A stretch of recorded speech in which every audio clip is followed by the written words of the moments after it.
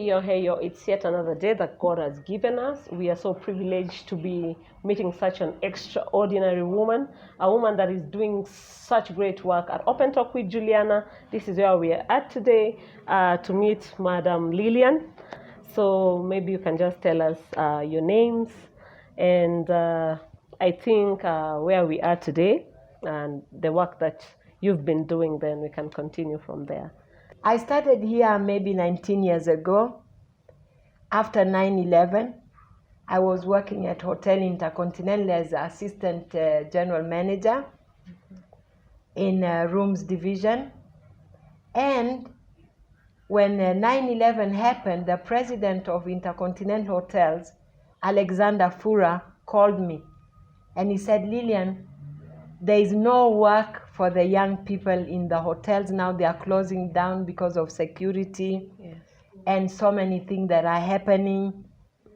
Young boys have got no work. Young girls and boys have got no work. And we need to do something. Alexander Fura was the president of Intercontinental Hotels for Africa and Middle East. He was very, very, very concerned about welfare of young people in the hotels. And he in hotels and in the world, he was a legend. Mm-hmm. He got very, very upset when he saw that so many people were laid off. Most of the hotels in Mombasa closed. Yes. And people were just lingering without work. Yes. So he called me and he said, Lillian, what can we do about that? I said to him, Mr. Fura, honestly, what can I do? Mm-hmm. It is all over the world. Akaniambia hapana. There is something we can do. Please sit, bring your notebook. And he started telling me what to do. He said to me, in Dubai, there are so many jobs for young people. Yes. You have to go there and start looking. I went to Dubai, and for 6 months I was walking with my briefcase and my shoes in the hand in sand. There were not so many hotels at that time. Mm-hmm. There were small hotels, nothing to sing home about. Mm-hmm. And then I started. Everywhere I went, they told me, sorry, we don't take people from Black Africa. Mm-hmm. So one day when I was walking from one of the hotels that was under construction, and I had been told to go somewhere else to meet one of the ladies who's the HR director, a helicopter landed. Wow. And I stood. I didn't know which way. Suddenly from the helicopter, I saw a tall guy with his Arab attire. Mm-hmm. And I just stood. The stop there didn't last even like 5 minutes.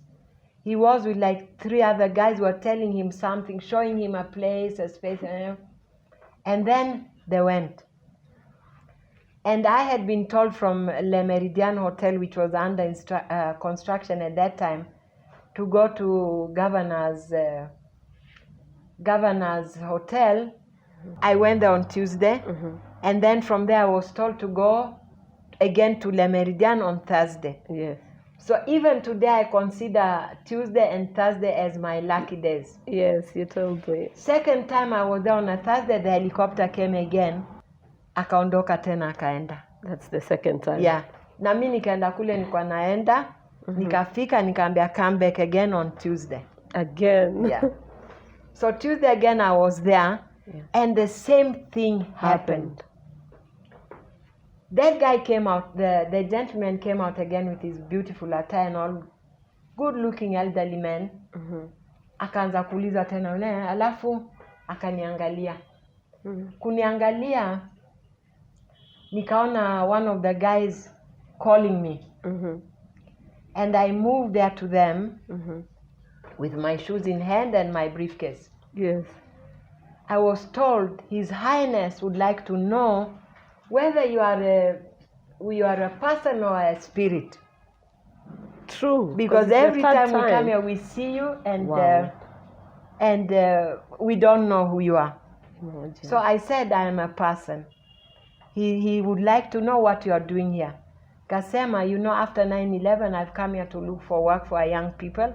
Most of them have been laid off, and I'm trying to get them work here. So His Highness asked the guy to ask me if I have a card. Yes. And I said to the guy, I don't have a card. So I started opening my briefcase so that I can take out my card. But before I did that, I asked him, do you have a card? And he didn't want to give me, so the Highness told him, give her. So he gave me his card. As soon as I got his card in hand, I took out my card from the briefcase and I gave him. So the Highness asked the guy, ask her why she said she had no card when she has. Yes. So I explained, I said, you know, if I give him my card, as soon as he goes back in the helicopter, he'll throw it. But when I have his card tomorrow and day after tomorrow, because I'm on a mission here, You'll be looking I'll call him and I'm sure he'll help me. Yes. When I went to Dubai first time, I had big, great ambitions. You know, I'll do this. I'll earn a lot of money because there are so many people here and there are so many jobs there. My daughter told me, Mom, when you come into the Arab world, first of all, you have to be very focused. Number two, if you have come here to do anything, it has to be seen that it is from the heart and you are doing it to really help, not to make money. Yes. Unaelewa? So make it as a mission. Nikaambia pia, my dear, make it as a mission. How will I pay for the flights? How will I pay for the hotels? Nini kila kitu. Akaniambia, no. When you are called, just be very humble. Seek whatever has brought you here in good faith. And if you do it the way it is meant to be, a mission, you'll bring thousands of people to Dubai. Sasa, kesho yake, I was with my grandchild in a place called Sahara Center. She loved playing on machines, easy gambling machines. Yes. While she was playing there and I'm looking after her, my phone rang. Yes. And I was called for an appointment with His Highness. I explained everything about 9/11, about how our young people are suffering and all, and he said, how are you going to work about it? I said, from being here for these few months that I've been here, I've learned that there's a lot of work here, and if our people come and they work hard and all, even they'll be paid much better and the benefits are better than home. Yes. So that is what I'm seeking. He said to me, okay, I'll make sure that all the hotels that open and I am involved in, and he was involved in each and every hotel, of course, because he was coming from the area that was rich in oil. Yes. I don't want to say his name or anything, but yes. Yeah, he was like my mentor, and up to today I consider him like my Jesus here on earth. Yes. Because without him, I would never have started. From that time onwards, every hotel that opened, when you say Kenya, they say, we have Lillian there. There's Lillian. Yeah. And they come and they tell me, Lillian, when we take people from you, don't take any money, don't earn. Yes. And whatever they're offering me, if they are taking like 30 or 40 people, for me, the blessing was not the payment I was going to get, yes, but the number of people who were getting the jobs. To get there.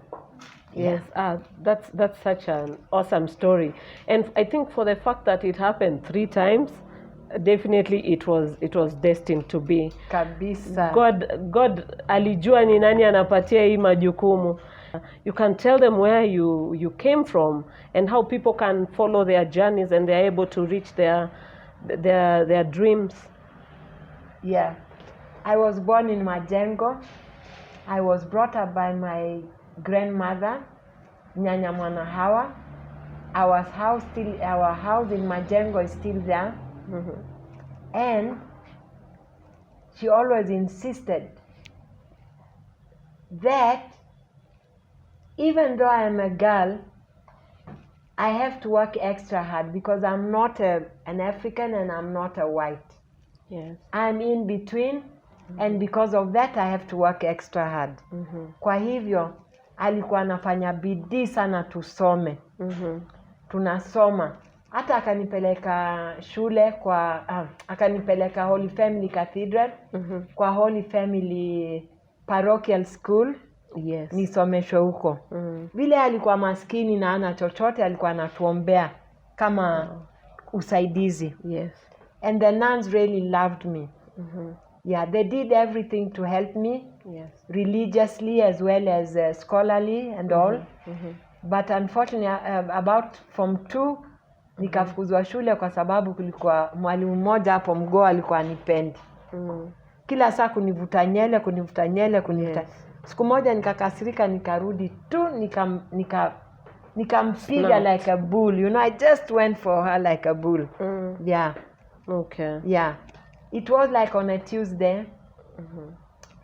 And then one of my friends called Speedy Gonzalez told me, Lilian, kama una chochote unafanya, njoo tuende KBC kutembea tu. Tukaenda huko, alikuwa na marafiki kina Joseph Kiema na Job Mwamto. Tukaenda huko kuangalia tu vile studio inakaa, tukakaribishwa vizuri na kila kitu. Yeah. Sasa wakati ule tuko hapo, tunaenda huko studio playing that sisi ni watangazaji na nini. Kumbe mkubwa mmoja wa KBC wakati huo yuko huko juu pale, technicians wako anasikiliza. Yeah. Aliposikiliza hivyo akaniambia, we ni nani? Nikamwambia mimi naitwa Lilian. Umekuja nini hapa? Nikamwambia nimekuja kutembea tu. What do you do? Nikamwambia saizi nimemaliza shule lakini natafuta kitu ya kufanya. Akaniambia ungependa kama hauna chochote kile unafanya saizi, uje labda kusaidia hapa ukijifunza kidogo. Shauri, nimeona you have got talent for broadcasting. Unachagua hata kama ni kadi za salamu ama vitu kama hizo. Nikaanza hivyo.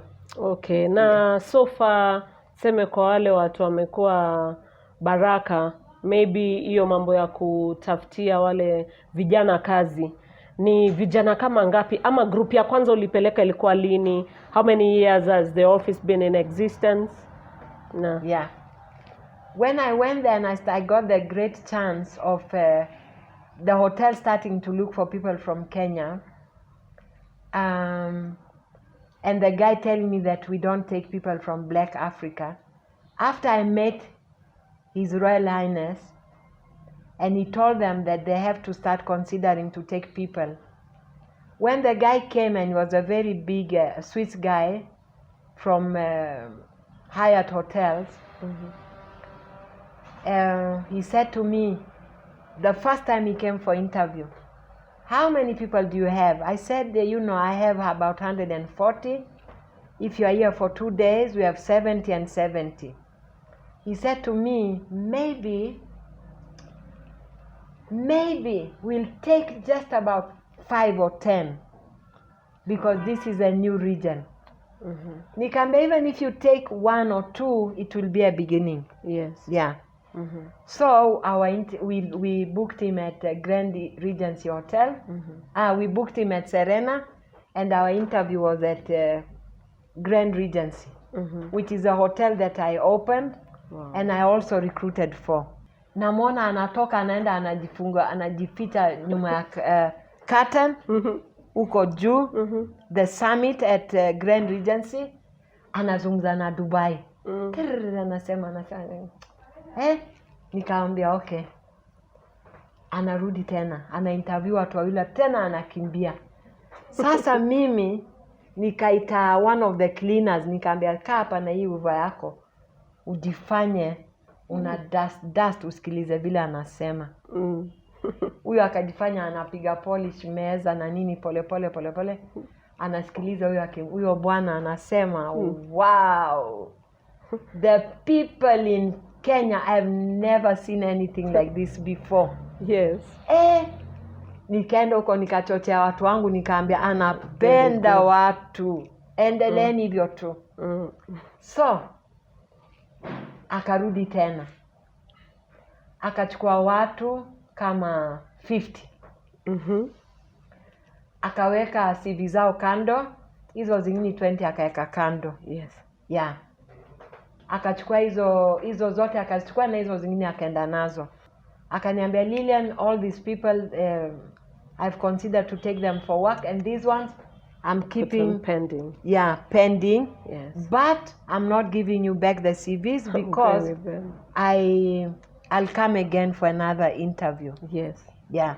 Nikamwambia, oh, thank you very much, kind of you. Tukaanza sayo. It's the first time that we have ever done anything like this. That with an interview with such a big hotel, the Grand Hyatt, was at that time like the major leading luxury 5-star hotel. There were others, you know, but when I went there and I saw the people, I see a waiter with a torn collar.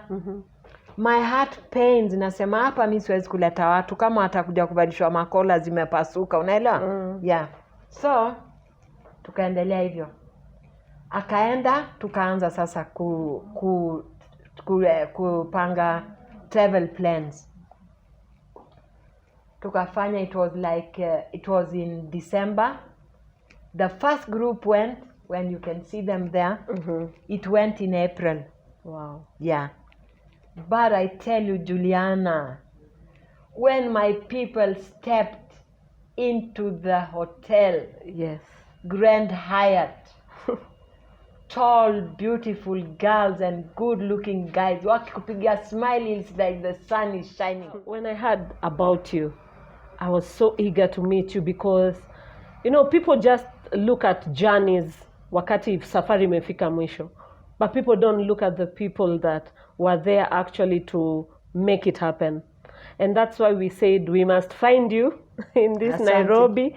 Tukutafute tu tujue ile baraka umekuwa katika familia. And looking at it, how many youth maybe have you managed so far at 2021 to maybe take in all those places? Because one thing I've realized about you, and it's very unique, is that I have spoken to people that you've taken there, about 5, and they all have good stories. They say that there's very good follow-up, and that is what most agents lack. Like kama umechukua mtu, umempeleka mahali, ni vizuri kujua anaendelea aje. Yeah. Is there constant communication? Are they doing well? Because that is one thing that is ailing us as a country. Unapata wale watu wako na tamaa. Wameingia kwa hiyo shughuli sio because of the passion ya kusaidia. I can relate with the 6 months you were there. Like you went and struggled and were able to be sent an angel to guide you through this. So unapata wewe umeifanya na baraka. And so far ni kama vijana wangapi umeweza kushikilia? Tangu 2014 tumekuwa na shida. Kwa sababu kulikuwa kuna shida za watu wale wanaenda Saudia, ambazo si shida zilikuwa Dubai ama Qatar ama kwingine kote kule tunaweza peleka watu. Yes. Sisi sote tukaweka hiyo group ya mermaids na kila kitu. Na ikawa ngumu sana. Lakini it was in a way a big help. By grace and love of God, I was given the permission to continue. Yes. But since 2014, it has not been easy. Okay. Yeah, it's difficult. When they stopped us to send people to Dubai, where I was working mainly, it took almost like a year and a half for us to get back to work. Yes. During that time, Dubai was telling us, and how long do you think we can wait to get people from Africa, to get people from other continents, you know, because of nationality balance and everything? How long do you think we can wait? So they started venturing into other regions. Yes, and yes. of course, they found also they're good people, equally good like Kenyans, but it sort of cut us short. Yeah. True. Yeah. But I believe so far so good. Also, there's been the issue of COVID that has been a major challenge, and I think it's in every industry. Yeah. But we are hoping that it will work out right. I'm sure it will, because as I said, like, your office is not just an office. It's very warm. Thank Mungu you. yuko ndani yake kabisa. Nashukuru, asante. Na mi kile nitasema kama a youth, one of the youth mentors in this country, I think you're one of those people that we really need in every department. Maana Kenya has so much potential, lakini unapata kuna wale watu hawana goodwill na vijana. So like me sitting here on behalf, I just want to say we salute you. Thank you. Give you so much respect and appreciation. So maybe you can give a word of advice to the youth that are listening in regards to, even if you're trying to reach out for these jobs, what is that particular 1 point or 2 points that someone should do so that they cannot land in even problems? Anyone who's looking for jobs outside at the moment, our government has done a lot through National Employment Authority, where most of the agents were straightforward. We go there, we give our papers, we are vetted by security bodies, by immigration, by everything, and the way we have worked previously with people and where we have sent people. Mm-hmm. Yeah. When you come looking for a job, honestly, in the jobs like the ones that I have, it is not easy to place anybody. Yes. But sometimes you come, you have the experience. Sometimes you come, you don't have the experience. But being a professional hotelier myself, and I know because I've been in this field for so long, I look at you to see whether you have potential for the job you are looking for, mm-hmm. in hotels, in airlines, or even cruise ships. Mm-hmm. So I look at you, and very, very nicely, and it shouldn't be only me. Mm-hmm. If I tell you nicely that I'm sorry, I can't help you, it's not because I don't want to help you. Yeah. Ni vile naona hata nikikwambia ulete CV na siwezi kukusaidia na kuambia kwa uzuri. Na hakuna habari ati ni discrimination. Wengine wanasema ati mimi napenda watu weupe na nini, hakuna. Kuna wengine ukiangalia hivi hata hawana weupe wote, lakini wana potential, they are service oriented. Ni watu ambao kikweli wanataka kwenda to serve in the industry where I am involved, and many of them. I cannot tell you how many people I have sent. Yes. But nyanyangu alikuwa ananiambia usihesabu watu kwa sababu ukihesabu Mungu ataweka kisirani, unaelewa? So hatujahesabu. It is your office that got someone who managed to be in one of the billboards. Yeah. You can maybe tell us about him. Yeah, Dixon. Dixon is one of the guys who came to us to study. We don't have a school or anything, but we have orientation program into hospitality. Mm-hmm. I saw his personality and his suaveness and charm, and I told him, okay, come, we train you a bit. So Dixon came to me. This is Dixon. Wow. Very charming young man. Yes. He didn't even finish his training. Immediately, the airline people came. They just spoke to him briefly and they took him. Yes. Because of his charm and the way he is. Yeah. So if someone speaks about discrimination, if they know his journey, they would know it's hard work. Yeah. How he got this, please let me explain. Mm-hmm. Out of 3,000 people in Africa, from